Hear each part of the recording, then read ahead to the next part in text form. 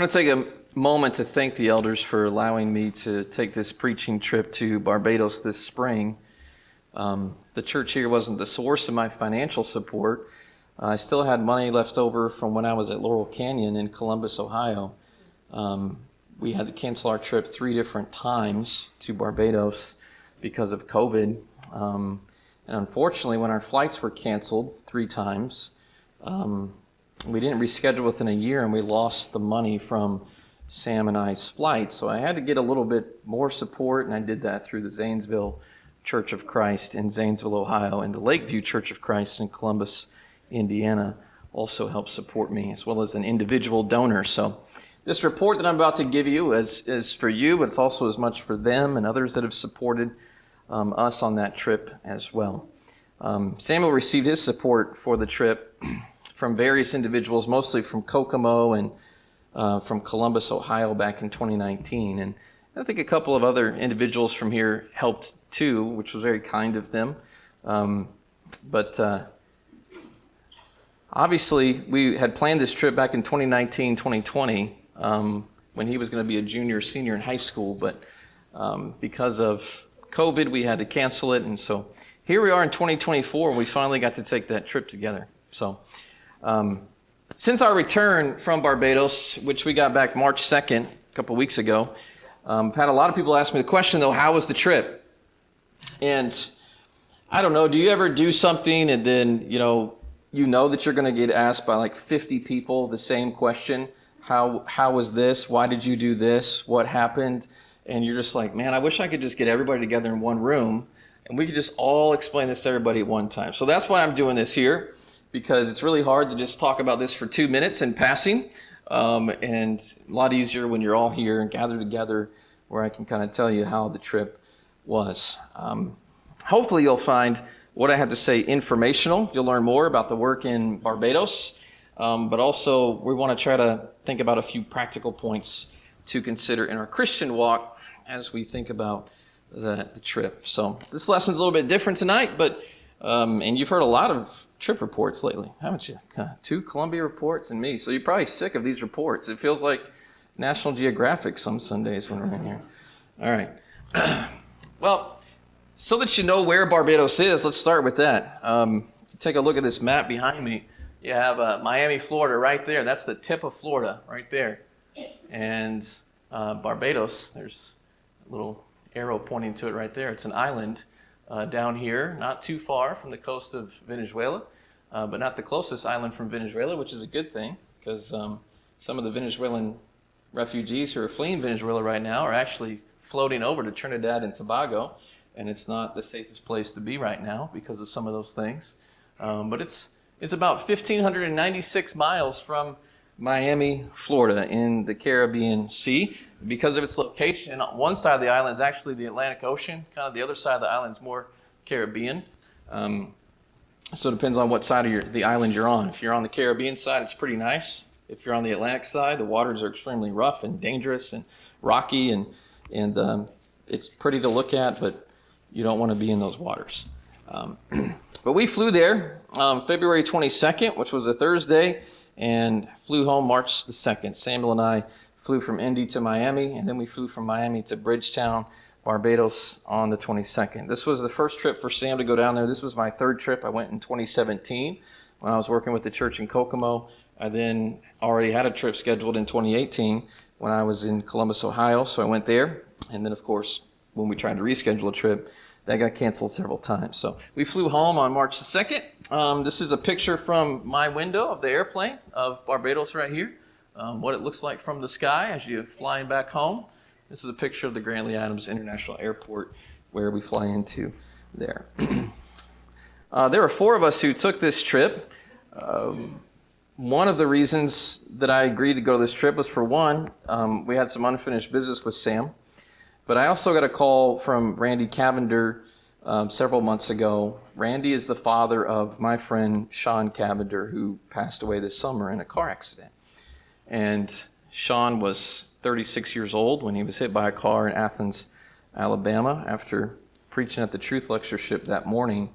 And Randy called me and said, Josh, my son, used to go to Barbados on these preaching trips. He went with you on your first trip, and that work was important to him.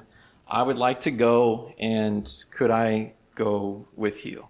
And hard to say no to that. And it was good for him. I think it was good for him. It was good for us. It was good for him to be with other people who were there and who had known about what had happened to Sean but hadn't had the chance to comfort any of the family since then. And they were very comforting to him and encouraging in the things that they said to him. So it was good to be with him. I didn't know him very well, so it was good to get to know him better. Wiley Deason preaches in Florence, Alabama, and he went with us. He's been with me on the first 2 trips, and this is his 4th trip, my 3rd trip. Of course, there's Sam. This was at the Hinesberry Road Church where he taught the Bible study. This is Randy preaching at Hinesberry Road, Wiley, and you know that guy. There's 5 churches on the island of Barbados that we would consider churches of Christ. One of them is named Barbados Hill. That's on the southwest coast. The other one's called Black Rock, or it's also called Central, and that is on the southwest coast. Eden Lodge is the newest group on the island, and that's Central Barbados. Hinesberry Road is also on the southwest coast. Barbados Hill, Black Rock, Hinesberry Road, they're all within 2 miles of each other, so they're very close to one another. And then Trent's is over on the western coast, a little bit further out. The Churches of Christ in Barbados, just to give you a little history, they probably had over 1,000 members over 50 years ago in these churches. There was a preacher by the name of Winston Massai. He came to the island after he studied to be a preacher in the U.S. And when he went to Barbados, there were thousands of people who were converted through his preaching and through his radio program work. The older members there mostly know him, and everyone knows of him, even though he has been dead for over 20 years now. He had a radio program that was heard by many people. He was one of the most well-known names of any preacher on the island. Now, Winston believed in the absence of elders. He believed in a concept called evangelistic oversight, where the idea is that if there are no elders, the evangelist should control everything. He controlled the treasury, he controlled the pulpit, he controlled the discipline of the church and those decisions. And when one person has control over the churches on the island and no elders are ever appointed, despite the fact that churches were packed to the brim with hundreds of people. One of the churches I'm going to show you, they were telling me stories about how when he was here on the island, they had to have 2 services because the entire building was full. There were people standing outside at each service. Had that many people, but can't find anyone qualified to be an elder. So what effect do you think that had on the church when one person has a complete stranglehold on everything? Well, these situations greatly hurt the churches in Barbados. It hurt also their reputation because there were some accusations historically of misuse and abuse and being in that position. But these concepts are still ingrained in the mindset and in the philosophies of the older members in the churches. And that can make business meetings kind of unenjoyable. There's complaint of that when you're there, and there were indiscretions from decades ago that are still haunting the church in Barbados, still a big reason why they've needed the help of American preachers to try to rebuild what was injured. And some of that was injured before even some of its younger members were born. But there's still problems that exist because of it. Barbados Hill was probably the original Church of Christ in Barbados. I'm going to show you a picture of them here in a minute. It grew too large, and then the Central Church was formed. And unfortunately, the members at Central had a division, and some brethren started the Hinesberry Road Church. And that's why you have 3 churches within 2 miles of one another on the island. All 3 of these churches within 2 miles. The church at Trent's, it's a small group, about 10 to 15 people. It's in a slightly nicer area of Barbados, but it's just off the coast. And over my 3 trips, I've preached At 3 out of these 5 churches, I've met members from all the churches because they usually all come and support the gospel meeting that we have during the week. But many members of the Trent's Church and the Eden Lodge Church visited while we were there. So here's a few pictures. This is a picture of the Barbados Hill Church. This is me preaching back in 2018 when I was there. But you can see from the sign here, the Barbados Hill Church. This man was alive in 2018, but he's now passed away. So, as I mentioned, this was the largest church on the island years ago in the original church, and now they have 2 or 3 people in attendance now. There are efforts that are underway to use their treasury, because they have, I believe, quite a bit of money in a treasury to fix the building's many issues and perhaps combine 1 or 2 of the congregations, and we've been trying to encourage that couldn't you guys do more together if you combined? So they can all meet there, because this is the nicest, the biggest, best building there. But sometimes unity is hindered by a preacher's desire to maintain control of the pulpit. And I think you would find that same case exists in a lot of other churches where you wonder, why don't these 5, 10, 12, 15 people combine with this other group and we could be stronger forces? And sometimes it has a lot to do with a preacher wants to maintain control of a pulpit. And that's probably had a little bit to do with what's going on here. But this is the Barbados Hill Church. This is the Central Church, which is also called Black Rock. As you can see in this picture, the road is right up next to the church. Buildings are not air conditioned, and so when you go in, these windows here are all opened. That's how you get your breeze that comes through. It's really hot when you're in there. And because it's right next to a very busy road, it's very loud. And there are people that are walking by, and they're very loud sometimes. And there's a street right here, and they peel out, and that's very loud. And so when you preach there, you are hurting your voice because you are having to scream so that people can hear you. You got to really speak up.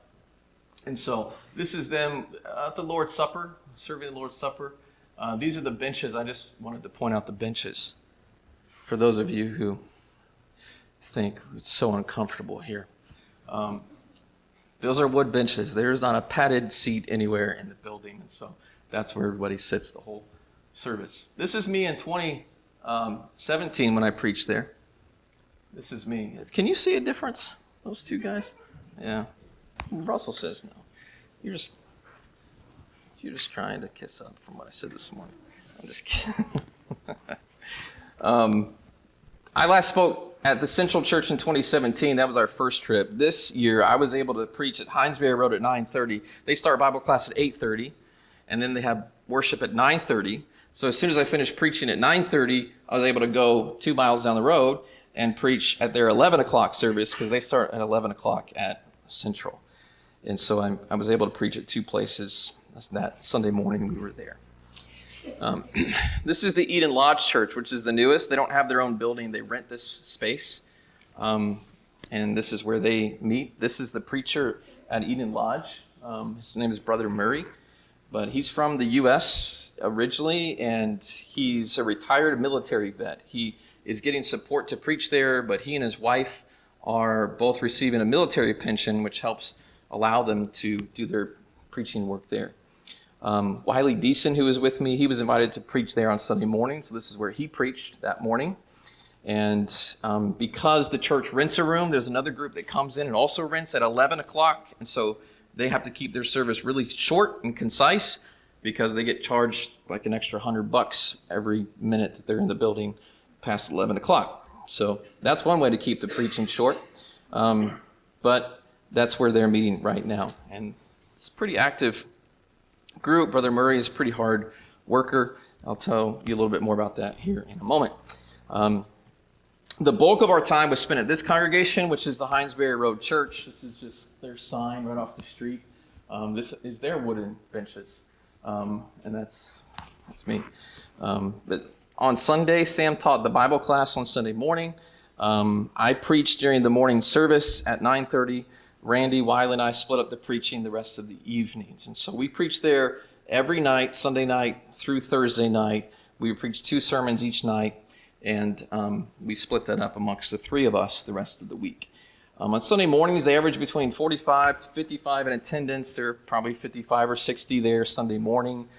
During the week, we had around 40 about every night, except the last night, Thursday night, we had 60 plus, which was the biggest attended night. This is probably the most diverse congregation. They have older and younger members. A couple of the other congregations, mostly aged members for the most part. And this is the Trent's Church, just a small building that you see here, is where they meet. The guy that you see preaching there is Brother Mark. I didn't see him during the week, but Randy Cavender went and preached there, and he saw him on that Sunday. He's also a school teacher by day, and then preaches there on the weekends. But there's about 12 or 15 people who attend here, and two of the Hinesbury Road members drove him there so that he could preach there that morning. This is what we did during the week. Well, we'll start with the Friday when we got there. When we got there on Friday, there's a new preacher at the Hinesbury Road Church, and we've never had that experience before. They've never had a preacher when we've gone, so he'd only been there 2 or 3 months, and we didn't realize he was there until about a month before we came, when they said they've got a new preacher from Jamaica.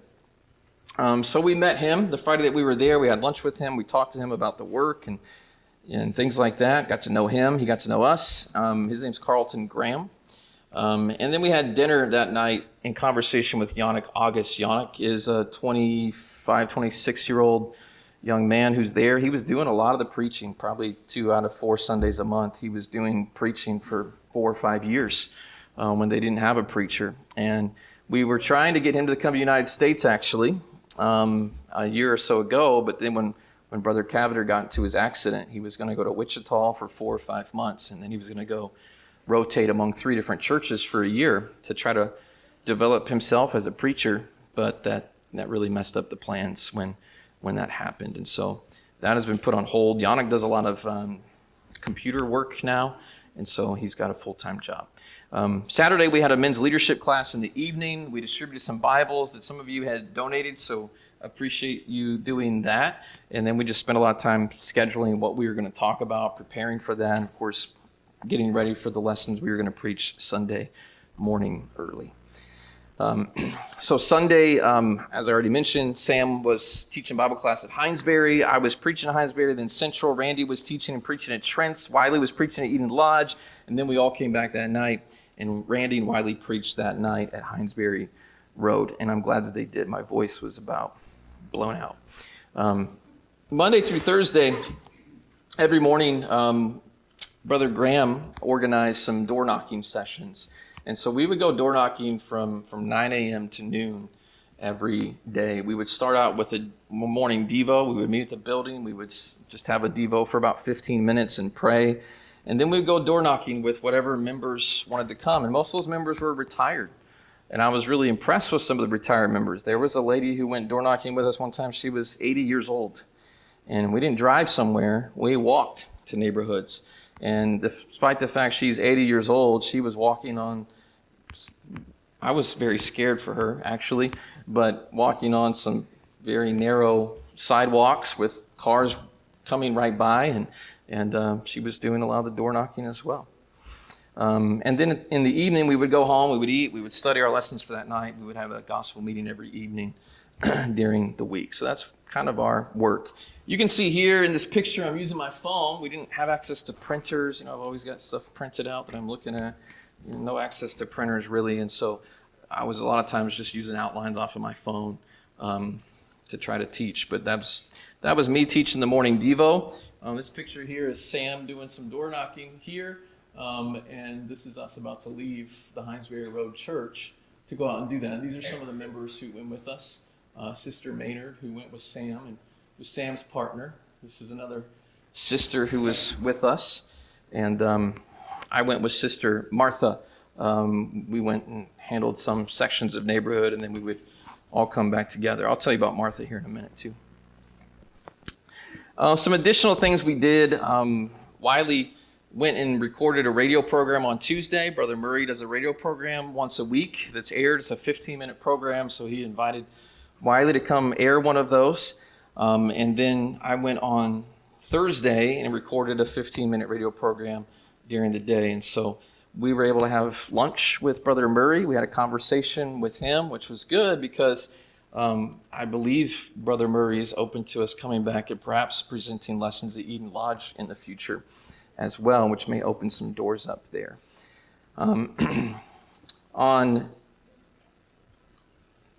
I believe this was Tuesday, I missed out on going door knocking because as we were gathered together about to leave, the preacher came up in his car and he said, I have some very tragic and terrible news to tell you, brother. Sister Parsons has just lost her 42-year-old daughter. And she had a blood clot, and she was in the hospital overnight, and she died that morning.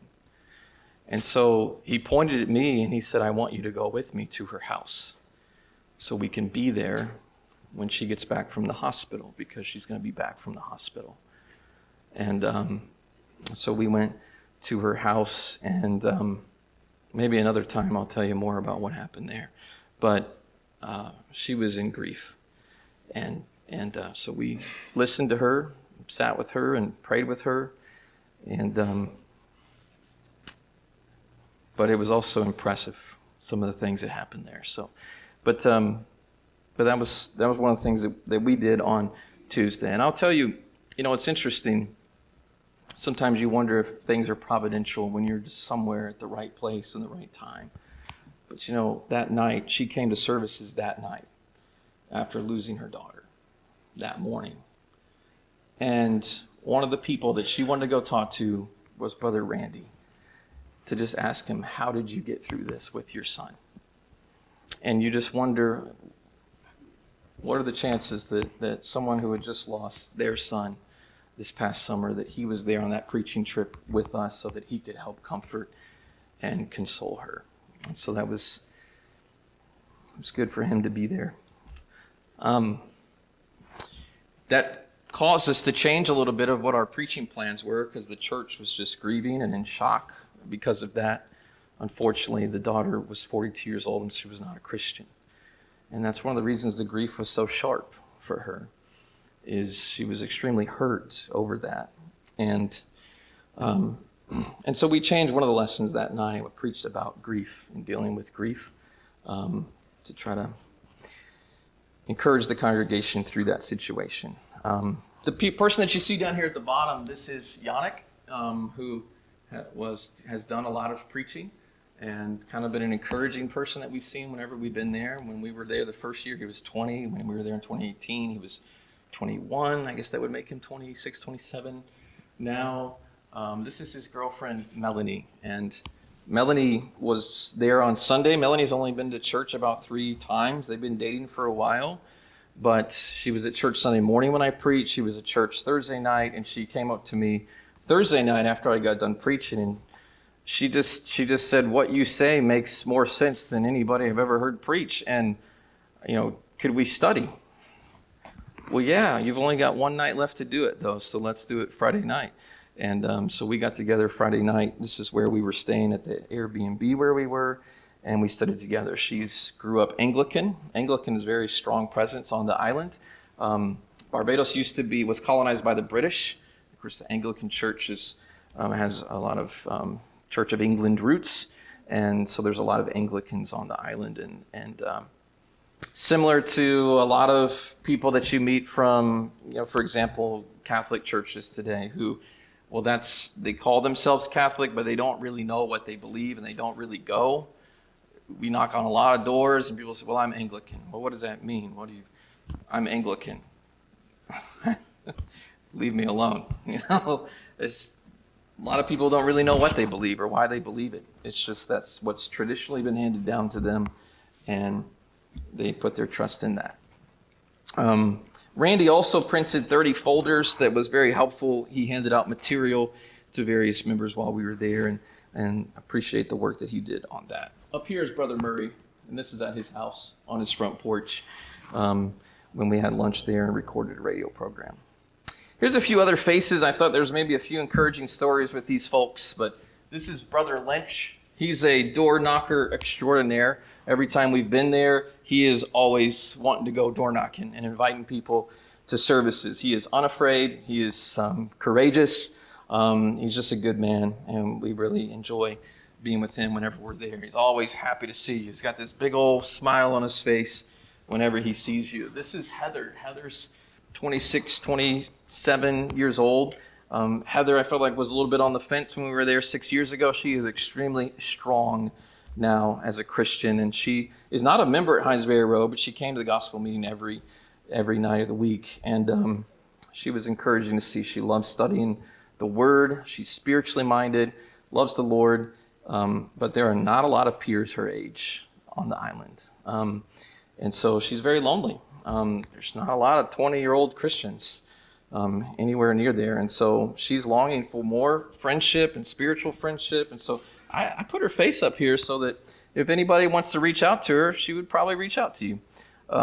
She's on WhatsApp, or Instagram. So let me know if you want to reach out to her and encourage her.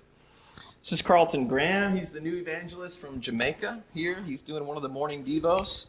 Already showed you Yannick and Melanie that we studied with. This is Sister Martha. And the thing I wanted to share with you about her, she was my door knocking partner when we went door knocking. We were knocking on one door one day, talking to people, and when we were talking, all of a sudden she just flips over to speaking French. And I didn't even know you could speak French, so that's cool. She's from St. Lucia, though, and they do speak French some on St. Lucia Island. She worked as a nanny for a while, and so she spent a few years in Bahrain. And when she was in Bahrain, she had to fly to worship with saints in Riyadh, Saudi Arabia. She had to fly from Bahrain to Saudi Arabia every Sunday so that she could go worship on the first day of the week. She was also in Ireland, where she has a daughter. Both of her daughters have married men who are in the airline industry. And she was being a nanny for her daughter for several years when she was in Ireland. For her to go worship where she went to worship in Ireland on Sunday, she had to drive 4 hours one way and then drive 4 hours back. She would drive there on Saturday night, she would worship, and then she would come back. You think it's bad because you got a 25 or 30-minute drive. 4-hour drive, one way.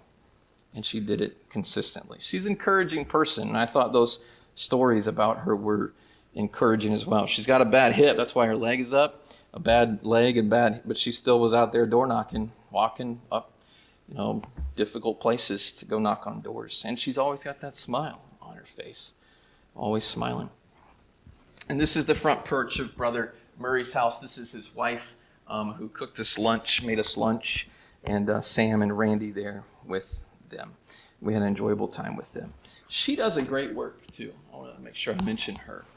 She's one of the people that's studying with Heather here. And she's studying with her pretty regularly and keeping her focused on the Word and giving her good counsel and good advice. And she does this with a lot of other women who are on the island. She's done a great work there. She's a great helper to Brother Murray.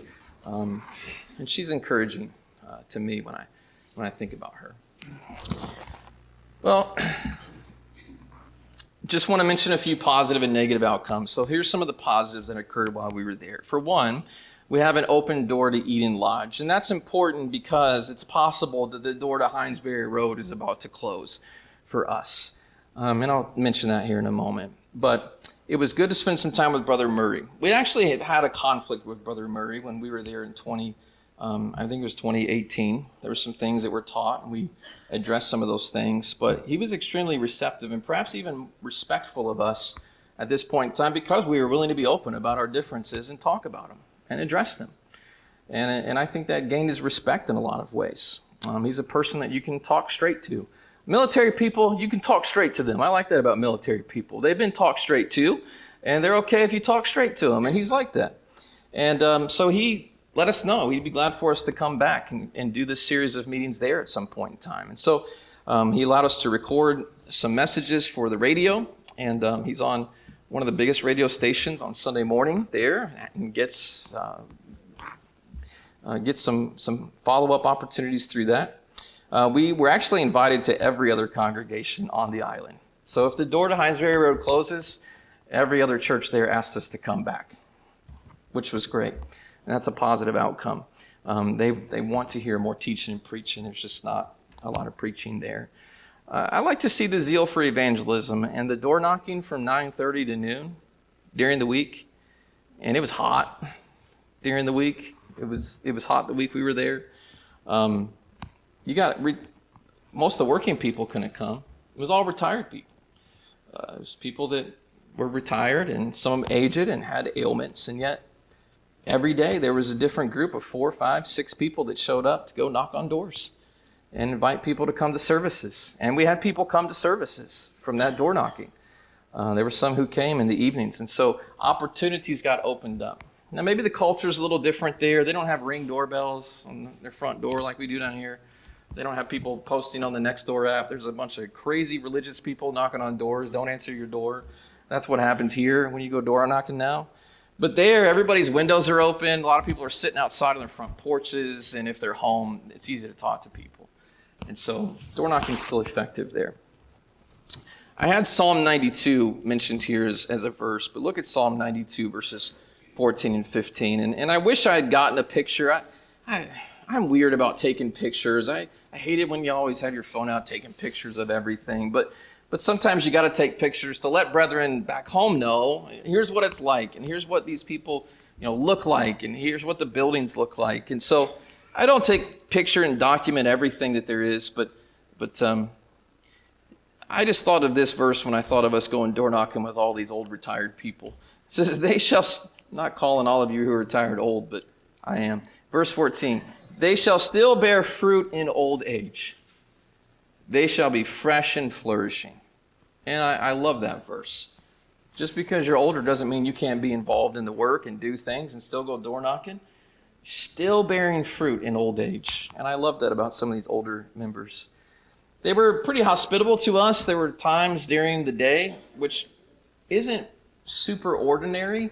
A lot of times we're on our own with food all the time, but they were more so this year, where about 3 different days people had made us food to take home for lunch so that we could eat. So one of the members there actually makes food for 5-star hotels, and she made us some rotis, and they were fantastic, and we brought those home to eat. And then we had personal studies, and we've got some continued studies. I've been answering questions from people ever since I got home. We gave them our WhatsApp number so they could contact us through that app, which is where you can communicate internationally for free. And there have been a lot of questions since we left, and a lot of things that we've still been trying to answer. I've been sharing sermons with some of the members, encouraging them to listen to those, to help them study, and they've been listening, and they've been writing back notes, and that's been good. Some of the negatives, though. When we were at Hinesberry Road, we observed some institutional ideas that are beginning to be interjected into the churches. There was a group coming in after us who I believe was going to be considering being a sponsoring church for the new preacher. And I disagree with the sponsoring church arrangement. I don't think it's scriptural. And then there's some things that I would suggest are what I would refer to as the social gospel that's being introduced to the church there. That caused us to have to change gears with some of the things that we were going to preach. And so we preached on some different things. And those different things were received well by some and appreciated that we preached on those things by some who could tell that there were some changes that were beginning to happen that they weren't comfortable with. And it was not received well by others. To give you a hint of that, the sermon that was preached after we left that Sunday was "The Devil is in Our Midst." Okay? And I think it was pretty obvious based upon what the members said after we were there, who they were referring to as being the devil in the midst. That was us. So I'm not sure we're going to get invited back there, but there's some conflict that's occurring there. I had questions yesterday about Acts 20, about Paul breaking bread, and then Eutychus falls out the window, and then he goes up and eats in the upper room, and so I was answering that question, that certainly the issue is not eating in a church building. That's never been our issue. The issue is, can a church organize and fund social and recreational activities for its members? Is that the work of the church? And I don't believe that is the scriptural work of the church. That's the work of an individual. We preached on that the last night I was there. I preached on that because I was encouraged and urged to. And and that has opened the door to a lot of conversation since we left. Now, if you don't have an eldership and there's false teaching that's taking place, and after we left, the week after we left, there were 4 preachers from Jamaica and other preaching schools in America who came down, who responded to what we had taught.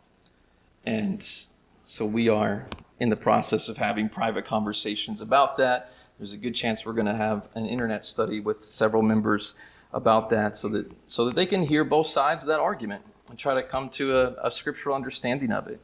But when you don't have an eldership, it makes false teaching difficult to address. How do you address that? So that's been difficult, and that's a negative there. And there's an evidence of a growing division in the church. There's the older members, who many of them have been taught right, and who see that there's kind of being some new unscriptural things and concepts being introduced, and they're trying to stand firm, a lot of them. And then there's newer, younger members, some who have come in from other islands, who come from a different background, and they are trying to introduce some of these things and supportive of these things, and there's a growing division because of it. And some of it is, well, these old people just don't want to do new things, and then the old people saying, well, these new people come up. The issue is not old people, young people. The issue is it scriptural or is it not? And that needs to be the only issue when it comes to talking about our differences and talking about what we're going to do as a congregation.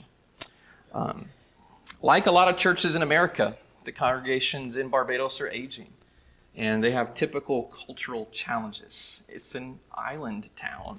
It's a tourist town. You walk down the streets and go home, and half of the tourists are in bars, and they're drinking, and they're partying, and they're on the beaches during the day. And so you have typical challenges like that you would find in a more of an island or a beach culture. And so those are challenges as well. Well, what are some of the practical lessons that we might learn from this trip? Well, here's just some that I thought of that I want to share with you. First of all, isn't it amazing that this church just a few decades ago had thousands of people?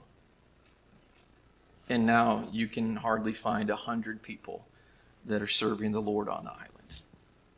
We got to do a better job of training the next generation to fill the shoes of our generation.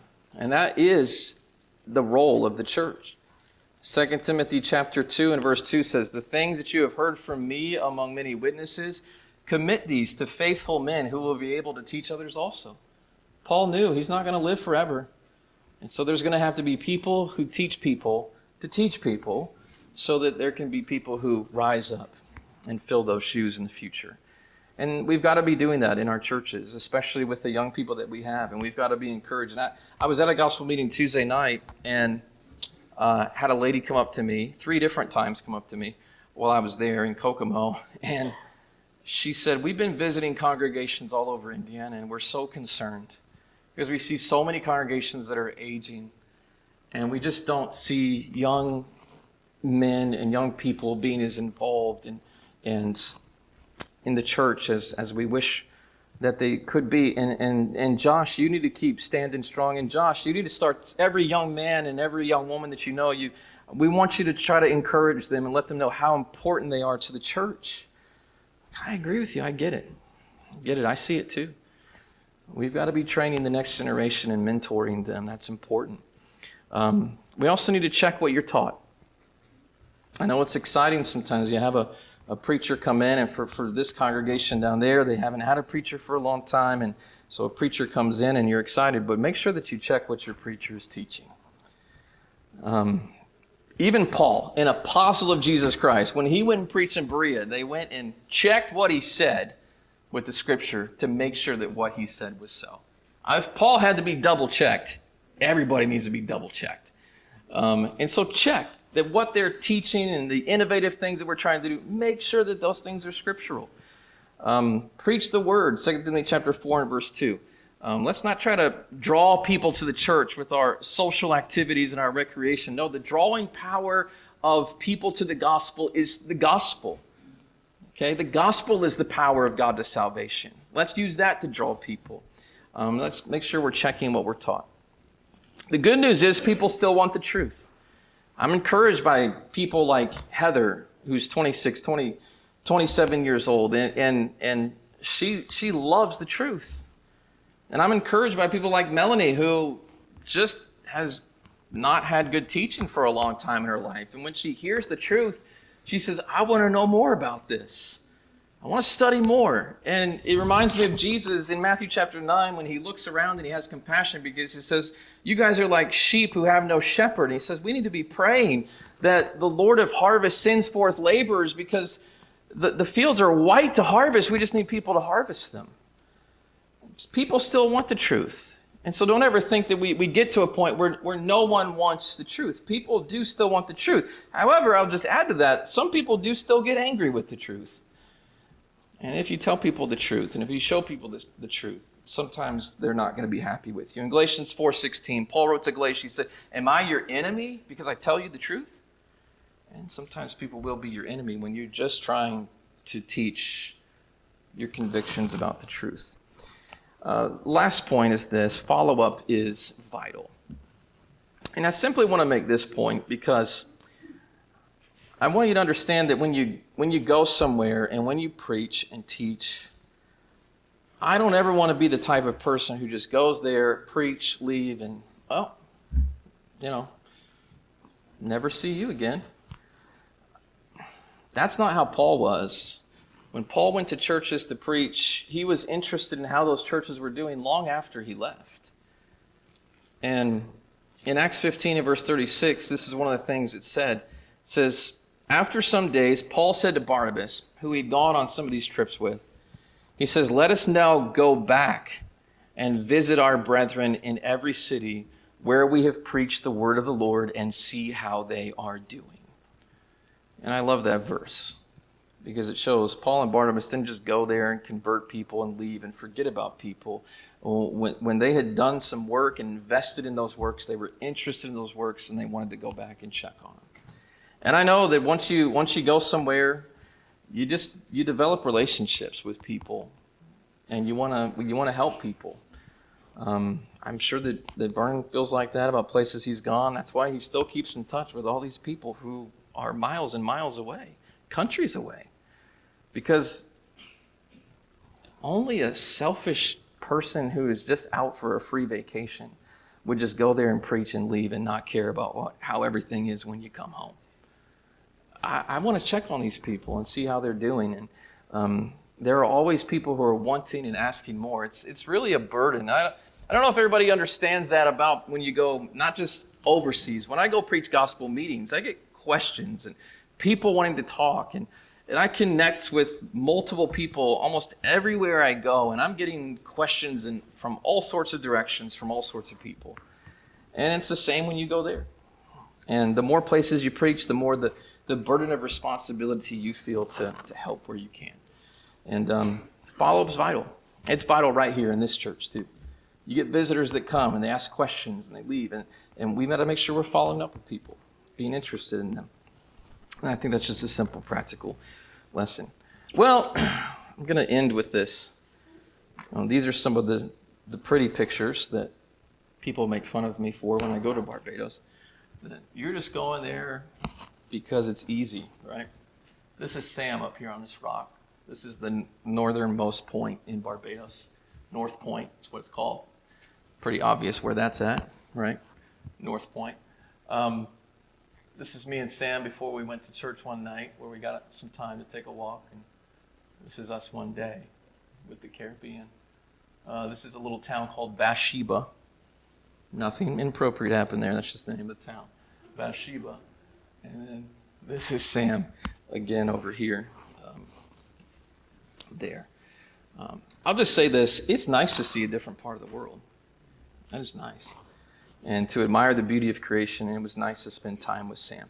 Sometimes people tease me about going to preach in Barbados, and they think of those beautiful turquoise waters and the touristy beach pictures, and it is beautiful to drive along the seacoast and see a part of God's creation that you don't get to see here in Indiana. So that is nice. I agree. I don't feel bad about that at all. So if you're teasing me or giving me a hard time, I don't feel bad 1 minute. I love that part of it. It's great. That's not why I go, though. We were there several days. I never even dipped my toes in the Caribbean Sea, so we didn't get to do a lot of that on this trip at all.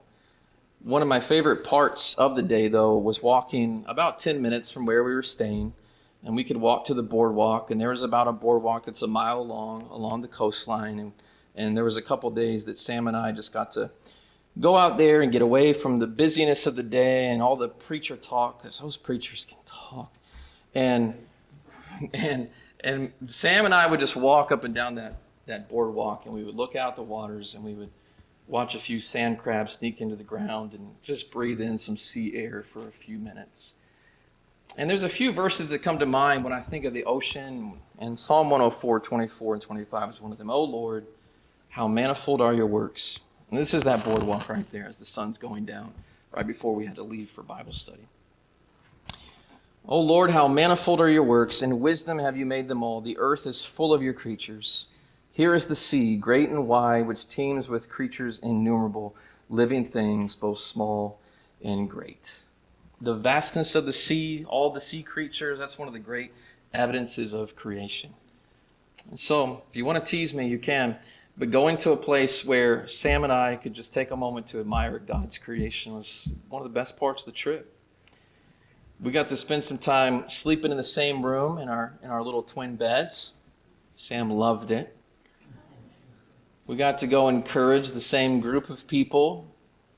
And we got to admire one of the great evidences of design that helps us to realize what a powerful designer we have in our Creator God. And so I hope that's an experience and a lesson that my son never forgets, because I won't forget this trip. This is the only one I've ever had to take with him, and maybe the only one that we ever get to take together like that. And so I enjoyed that. God speaks to us in two ways today. He speaks to us through His Word, and He speaks to us through His creation. In most sermon invitations that we offer, it's focused on the Word of God. Today, I'd like for you to consider responding to God, because God is the awesome creator of the heavens and the earth, the sea, and all that is in them, and He deserves to be glorified.